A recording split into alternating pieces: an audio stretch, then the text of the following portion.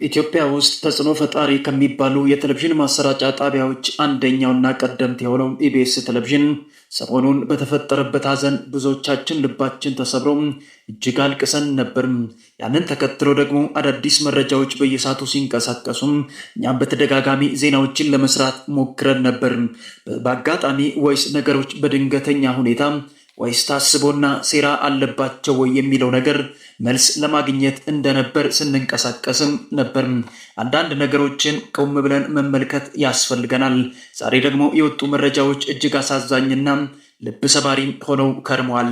በዛሬው ዕለት የተፈጠረው ነገር ኢቢኤስ ቤት ለአንዴና ለመጨረሻ ጊዜ ኢቢኤስ ቤት ላይ እጅግ ከባድና እጅግ ልብ ሰባሪ ነገሮች መጥተዋል። በተደጋጋሚ ዜናዎችን ለመስራት ሞክረን ነበር። ባካችሁ ነገሮችን ተረጋግተን እንመልከት፣ ፖሊስም በዚህ ነገር ላይ ጣልቃ መግባት አለበት ብለን በተደጋጋሚ ሶሻል ሚዲያዎቻችን ላይ እየጮህን ነበር። ዛሬ ደግሞ የመጣው ነገር ብዙዎቻችን ቆም ብለን እንድንመለከትና ልባችን አዝኖ እንድንሰማ የሚያደርግ ነገር ሆኗል። ምክንያቱም ኢቢኤስ ቴሌቪዥን ላይ ሌላ የቴሌቪዥን ማሰራጫ ጣቢያዎች ላይ በዓመት እንኳን አንድ ሰራተኛ ህይወቱ አያልፍም። ያንን ተከትሎ ታዲያ ኢቢኤስ ቤት ላይ ዓመት ውስጥ 2 እና 3 4 ሰራተኛ የሚያልፍበት ህይወቱ የሚጠፋበት ምክንያት ምንድነው? ይህንን ቆም ብለን ማየት አለብን ስንል ተደጋጋሚ እየጮህን ነበር። ያንን አስመልክቶ አንዳንዶቹ ነገሩን እንደ ቀልድና ችላ በማለት ወይም ለዩቲዩብ ገንዘብ ገቢ ተደርጎ የሚሰራ ነገር እንደሆነ ያጥላሉት እንደነበር በሁላችንም ዘንድ እየታወቀ ነው። ታዲያ ዛሬ ደግሞ እጅግ አሳዛኝና ልብ ሰባሪ ነገሮች ወጥተዋል። ገና የነጻነት ወርቅነህ ህልፈት ሳይበርድ ቀጥሎ ደግሞ ከዛ በፊት ደግሞ የአስፋው መሸሻ ህልፈት ነበር።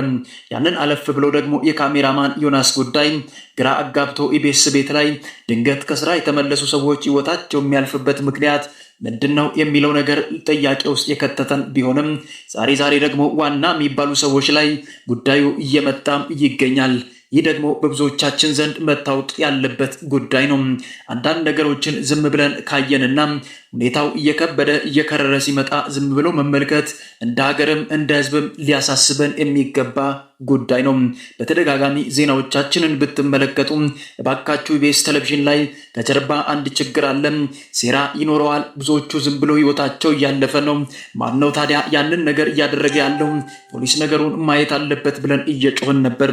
ያንን በሰሙ ጊዜ አንዳንዶቹ ማብጠልጠላቸውና ራሳችን ጥቅም እንደምንጮህ የተረዱ ሰዎች ቢኖሩም የኋላ ነገሮችን ለመረዳት መጥተዋል። አሁን ደግሞ የተሰማው ነገር እንደዚህ ነው። የነጻነት ወርቅነህ ድንገተኛ አጋጣሚ ወይስ ሆን ብሎ የተሰራ ሴራ ነው የሚል ነገር ብንጮህም የሚሰሙ ሰዎች አልነበሩንም።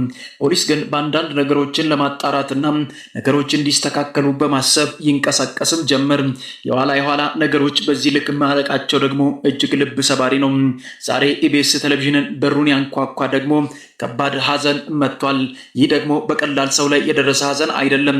ሰራተኞችን ተራ በተራ ሲቀጥፍ የነበረ ጉድ ደግሞ ዛሬ ወደ ኃላፊውና ወደ ቴሌቪዥን ማሰራጫ ጣቢያው መስራቹ ጋር ዞር ብሏል። በኢቢኤስ ቴሌቪዥን ቤት ውስጥ ብዙዎቻችን ተጽናንተናል፣ ስቀናል፣ ተጫውተናል። ያዘነ የተጽናናበት፣ የወደቀ የተነሳበትና ሰዎችን ወዳጆችን ያጣ ሰው እንደገና የተገናኘበት ፕሮግራም ነው። እጅግ አዝናኝና አስተማሪ ፕሮግራሞችን ያዘጋጃል። ኢቢኤስ ቴሌቪዥን ብዙ ነገሮችን እያሳለፈና በብዙ ፈተናዎች መካከል ህይወቶችን እየመራ እንደነበር በሁላችንም ዘንድ የታወቀ ቢሆንም ዛሬ ግን አዲስ ነገር ወጥቷል። ይህ ተወዳጁ የቴሌቪዥን ማሰራጫ ጣቢያ ከሌሎች የቴሌቪዥን ማሰራጫ ጣቢያዎች የተሻለ ስራዎችን የሚሰራ ወጣትና ዝነኛ የሆኑ ሰዎችን መክፈል ያለበትን ያክል ከፍሎ የቴሌቪዥን ፕሮግራም ማሰራጫ ጣቢያው እንዲሰሩ እድልና ጊዜ የሚሰጥ ተቋም እንደሆነ ይታወቃል። ታዲያ አሁን ባለው ሁኔታ ደግሞ አንዳንድ ሰራተኞች ድንገት ሲያልፉ ነገሮችን ለማጣራት በንቀሳቀስ አስፈላጊ ነው ብለን ባልነው መሰረት ዛሬ ደግሞ ዋናና ኃላፊ የተባለ ሰው ወይም የቴሌቪዥን ማሰራጫ ጣቢያው መስራች ህይወቱ አልፏል። ይህ ደግሞ ድንገተኛ አጋጣሚ ወይስ ሆን ተብሎ የተሰራ ሴራ ነው ጥያቄ ውስጥ ከቶናል። በአንድ ሳምንትና 2 ሳምንት ልዩነት ውስጥ ሌላ ሰው ደግሞ ኢቢኤስ ቴሌቪዥን ላይ ህይወቱ አልፏል። ያ ሰው ደግሞ ቀላል ሰው ሳይሆን በቴሌቪዥን ማሰራጫ ጣቢያው ላይ መስራችና ዋና ባለቤት የሆነ ሰው ነው። ያ ደግሞ የተፈጠረበት ነገር እጅግ አሳዛኝ ነው። የኢቢኤስ ቴሌቪዥን ዋና መስራች አማን ፍስሐ ጽዮን ዛሬ ደግሞ ህይወቱ ዛሬ እንዳለፈና የካቲት 4 ቀን ላይ ለአንዴና ለመጨረሻ ላይ መለስ እንዳሸለበ ተሰምቷል።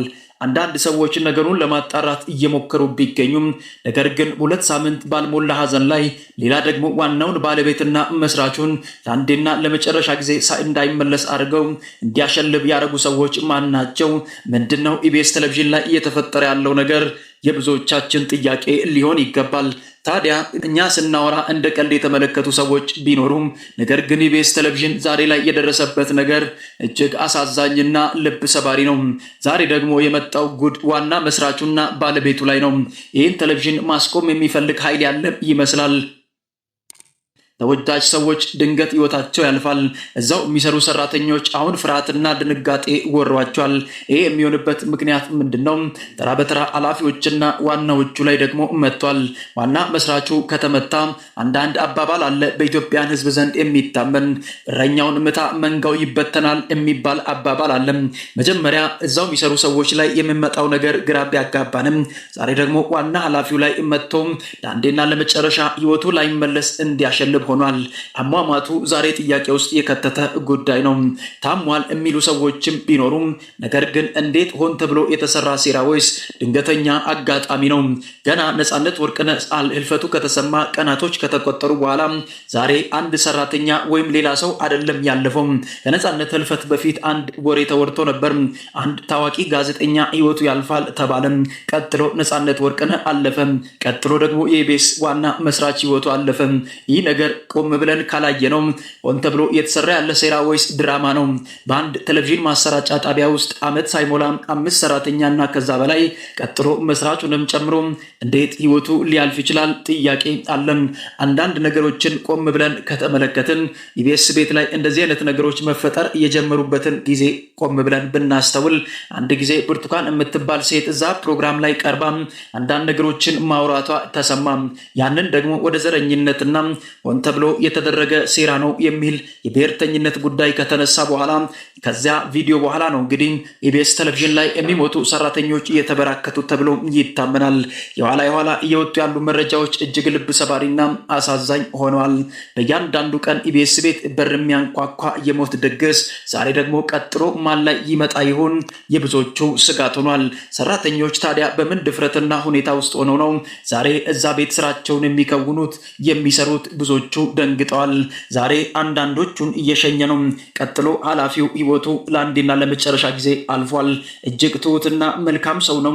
ብዙዎች ይወዱታል። ለስራ ወዳድና ብዙ ዋጋዎችን ከፍሎ እዚህ ደረጃ የደረሰ ብርቱ እንደሆነ ይነገራል።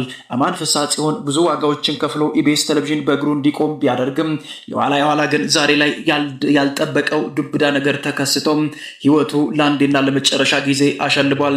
ለወዳጅ ቤተሰቦቹና ለዘመዶቹ እጅግ መጽናናትን እንመኛለን። አማን ለአንዴና ለመጨረሻ ጊዜ ማሸልቡን ተከትሎ የኢቢኤስ ቴሌቪዥን ማሰራጫ ጣቢያው ሁኔታና ሂደቱ እንዴት ሊሆን ይችላል? የብዙዎቹ ጥያቄ ሆኗል። ዋና ኃላፊው ማለፉን ተከትሎ ኢቢኤስ ቴሌቪዥን ያዘን መግለጫዎችን ቢያወጣም ነገር ግን ቀጥሎ ላሉ ሰራተኞች የደህንነት ስጋት ውስጥ እንደገቡ መረጃዎች እየወጡ ይገኛሉ። ለወዳጅ ዘመዶቹ መጽናናትን እንመኛለን። አዲስ መረጃ ባለን ጊዜ ወደ እናንተ እንድናደርሳችሁ ቻናላችንን ሰብስክራይብ በማድረግ የደወል ምልክቷን በመጫን ቤተሰብ እንድትሆኑ ስል በታላቅ አክብሮት ጠይቃችኋለሁ። ለኢቢኤስ ሰራተኞችና ለአማን ቤተሰቦች መጽናናትን እየተመኘን እናንተ ደግሞ የተሰማችሁን ሐሳብ አስተያየታችሁን ኮሜንት ላይ አስፍሩ። በቀጣይ አዲስና ሰበር መረጃ እስከምንገናኝ ድረስ ቸር ቆዩ፣ ቸር ሰንብቱ እላለሁ።